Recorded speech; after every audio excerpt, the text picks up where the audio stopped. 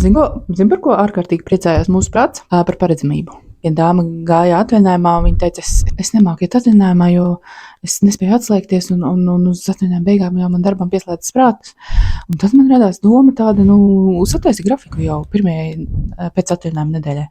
Un viņai tas tik ļoti atviegloja dzīvi. Un kāpēc es to stāstu? Tāpēc, kad es janvārī komplektēju grupu tagad, tu vari mierīgi decembrī darboties, ņemties, draudzēties visus šos svarīgos decembrā ārkārtīgi nozīmīgos notikumus darīt, zinot, ka tev janvāris jau ir arī sakārtots tev ar sevi. Decembris ir priekš visiem citiem, un janvāris būs tev ar sevi. Ko mēs tur darīsim?